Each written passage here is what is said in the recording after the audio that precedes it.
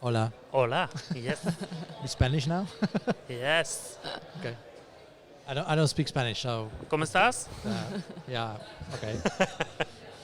I understand that one. Welcome. Thank you. You just had a session. Could you shortly introduce yourself?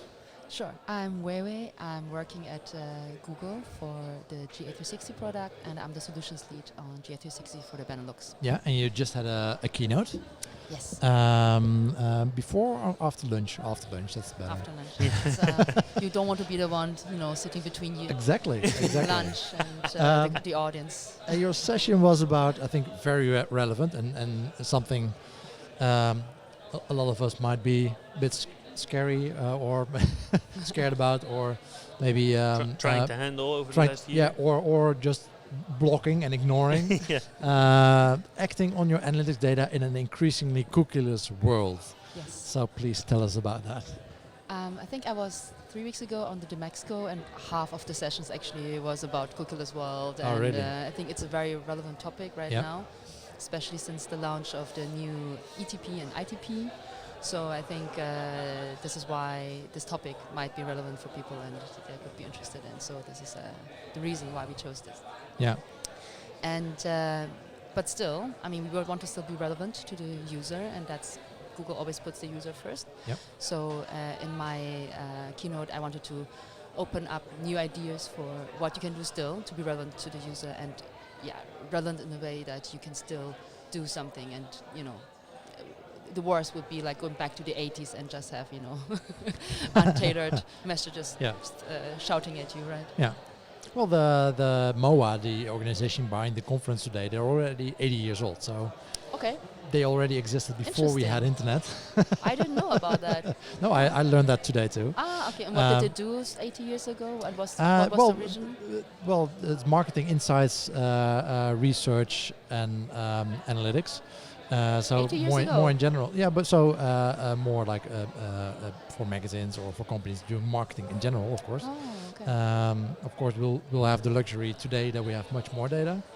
You just forget about this, like that advertising also existed offline in the 1950s, and we didn't invent A/B testing online. No. They already did that before with magazines, and I just came out of Getty was doing the session here just right now, and she's saying about how old people actually also do buy online, and that you don't wrap your head around it. But her 90-year-old mother is actually ordering clothes online and tries them on, and I was like, actually, why not? Like, makes sense, right? You don't. You're not so flexible anymore. You don't so physically. Perfect. So this is not a typical bucket group you think of people who are using online and going online shopping. So I was very refreshing to have the thought. Yeah, that's a great example. So today, of course, we talk about women and analytics is also a topic today, and diversity.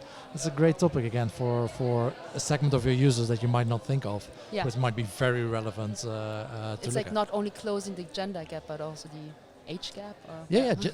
Gender is just one of the dimensions you can score people on, but there are a lot of we spoke about age, when you're in e-commerce, there's probably a big difference between people that already did a purchase, already are clients, or are still exploring. We spoke to Transavia airline, trying to create a different experience for people that bought something, bought a ticket, or people that they already bought a ticket and they're leaving in 2 days. They probably want a different experience. They want to check in or something, or if physical shops are near you, there's so many ways to segment and to make sure that you have the right audience and you're not biased in any way. Exactly. Yeah, again, the relevance for the user and So back to your talk. How do we create that relevance in a more and more cookieless world? So there's I try to spot like the easy opportunities, like the low-hanging fruits. Easy solutions would be go through Google Audiences, where you have already audiences built. You can just easily select them, demographics, affinity in market. Then, of course, you can use your first-party data. So the best way to measure anyway is that you use tools which put cookies on the same domain as your own website, right? So the so-called first-party data, and they are also less affected by the changes, the legal and technical changes, than the third-party cookies. And the third one actually is about cloud solutions and what other signals you can use, which are out of the box thinking. So we had some case studies shown up there where, for example, you can use, there's a great case study which actually won also a Bronze Lion in Cannes this year, the TerraFlu tracker. So it's they used a lot of data from medical institutes. They had weather data, social data, search data, and a lot of data points. They could create basically a model which predicted in which one of the 32 different districts in Mexico the flu will break out, and show relevant ads in that region with the temperature, with the likelihood of. That's and awesome. It's awesome because it is taking data points outside of the cookie world, but then how powerful is that you see, even in a moment where you get sick, or even before you get sick, like it predicts already that this ad could be relevant for you, right? So, and using machine learning, which is the Google Cloud machine learning, which can predict this, and then use GMP, the Google Marketing Platform, to actually activate on that. So, for example, having dynamic creatives where it puts automatically different parts of the creatives. For example, the background of the city you are in, the temperature you are facing right now, using different elements of that in one creative, and doing, I think it was 250 different versions of the ad with a very low budget. I think the whole campaign was only costing 200K, which is very, very low on cost. And if you think about this kind of solution, 5 years ago it cost probably 10 times, because there wasn't anything like that before. And this easy pieces of Google Cloud Platform together with the Google Marketing Platform, I think this is very powerful, because just the machine power behind that, just this. If you think about this kind of things, 10 years ago people said, "Oh, it's the future," but it's not possible yet. And we are in the future now, where this kind of things are possible, and it's even very easy to start with. So I think this is the last piece which I talked about in terms of solutions, so cloud solutions, or using Google Cloud API, Vision API, where we can, for example, we had a case study with Unilever in Indonesia that during Ramadan they were looking at all the pictures in Instagram, and they looked at the different products like food, and they could use the most popular food directly in their ad creatives, and saying, "You're looking for velvet cookies, here we have a good recipe for you." And I think this kind of things is very powerful, because it uses much more data from the outside world, and not relying too much on the cookie-based data. Yeah. And also, I think one important part, if you look at the future, and we talk about the future in the sense of how can technology help me staying relevant to user, how can I still measure, plan, optimize on data, then we definitely need to also talk about the new app and web properties in Google. So I also showed a bit of what we can do. It's an open beta, so we encourage everyone to use that and to give us feedback also. And this is also something which we really invest a lot into from the Google Analytics side. So this is definitely our vision of the future, and we will also look into this much more in 2020. So I showed also a couple of features we're planning. It's like a bit of roadmap. We're planning what we can expect 2020 to bring for the app and web properties. So this was also definitely a topic at the end of my keynote. Cool. And does it also integrate in some way with YouTube? It will integrate with, so we are building that product upon Firebase modeling, and everything we have in the product right now, we try to also bring into the new product. So whatever we have on, GA Classic on the web and on Firebase for app, we know which features are popular, which are needed. We will also definitely looking into the integration of all those products into the new app and web properties. For example, next year we have it we plan definitely to bring in e-commerce. The integration with DV360 as A360 CM is definitely also in the plans of the next 2 years.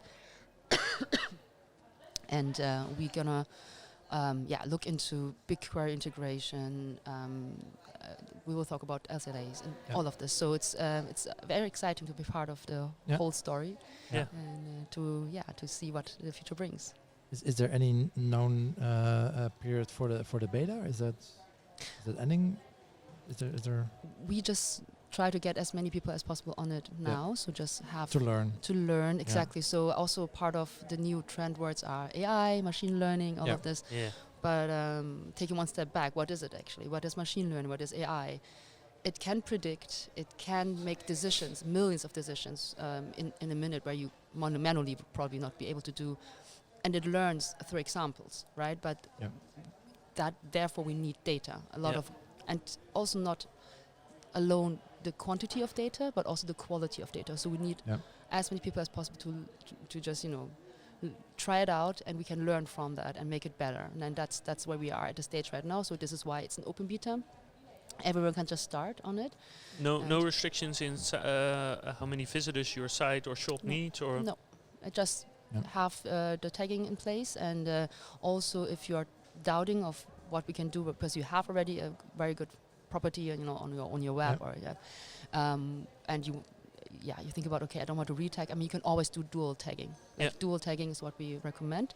So that's something where you can start off already. So that's available right now. So you can do it today, tomorrow. Exactly.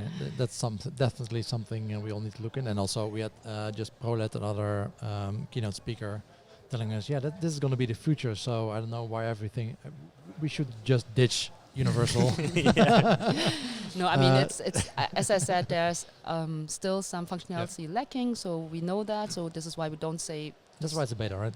That's why it's a beta, exactly. So, for example, e-commerce is not there yet. So I think this is a big part of the strategy of a lot of clients, and that's definitely something which you should keep doing, and you should not throw away this. But the move which is upcoming, you should have it in the back of your mind. You should not forget about this, and if possible, start testing that out with like a small branch of your company, or with like a little subgroup of your business, because that is easier. If you do like already the first baby steps, then it's easier to at some point switch to that.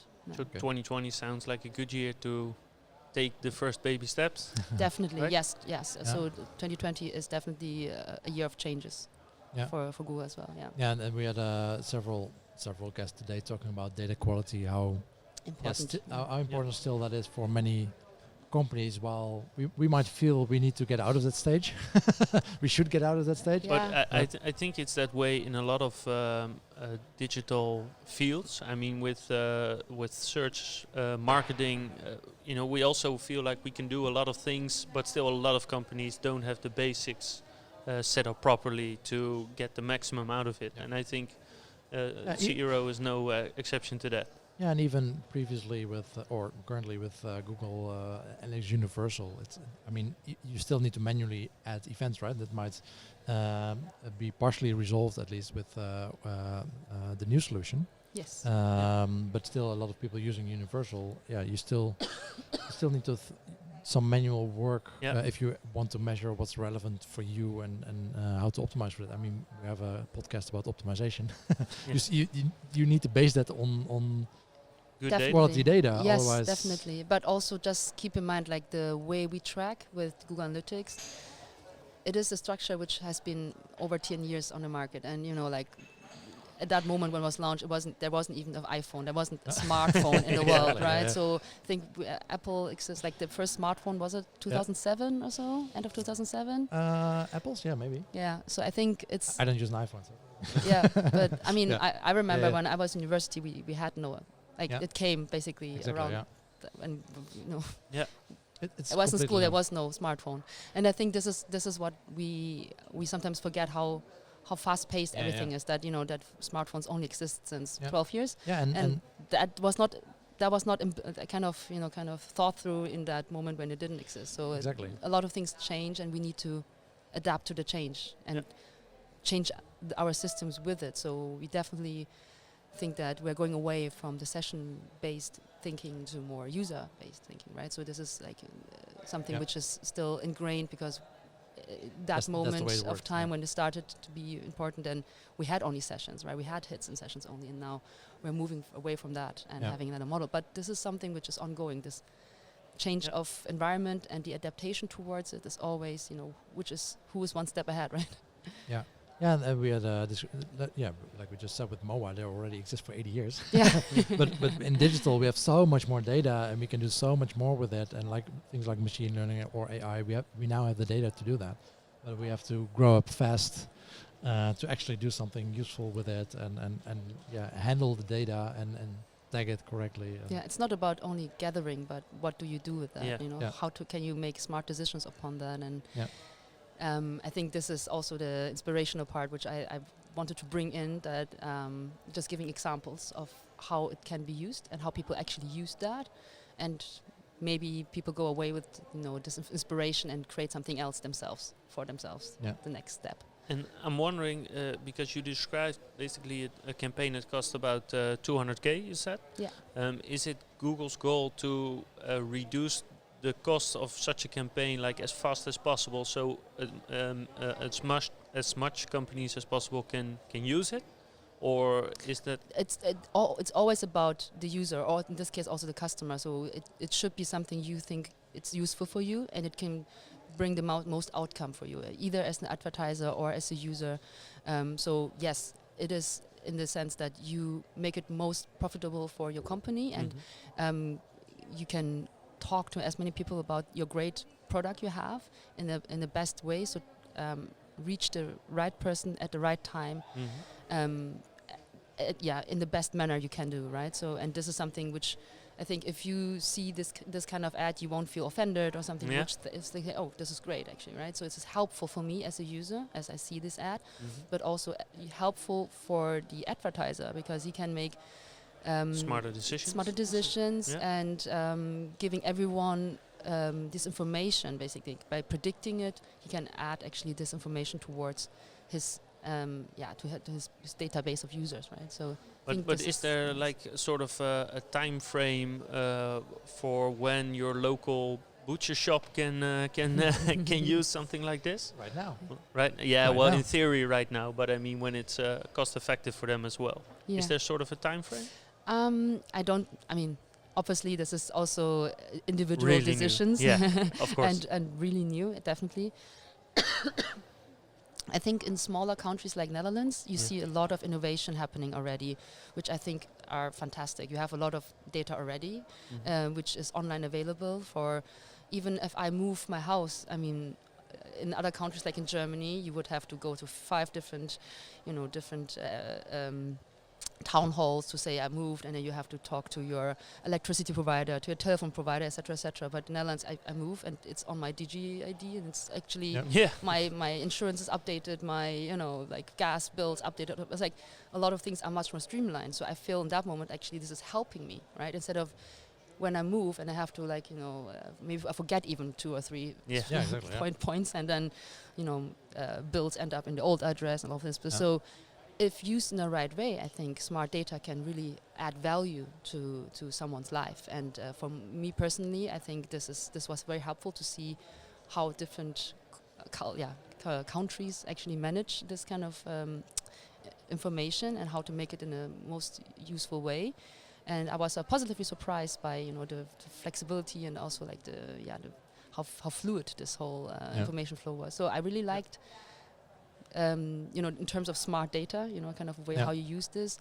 Yes, it's in the wrong hands, every technology can be misused, but I think in the right hands it can give a lot of value. And it's the same with any technology. I think I can give you a Ferrari, but if you don't learn to drive and you put that one against the tree, I mean, there's also the kind of responsibility of you in the driver's seat to learn to drive properly. That great technology, right? So I think this is always the debate, how to make the data smart and how to make it in the best way. That's a good point to all think about, I think. Weiwei, thanks so much. Thank you very much. Thanks for your session. Thank you. I'd say have fun the rest of the day. Yes, thanks, you too. Thank you. Bye. Bye-bye. Bye-bye.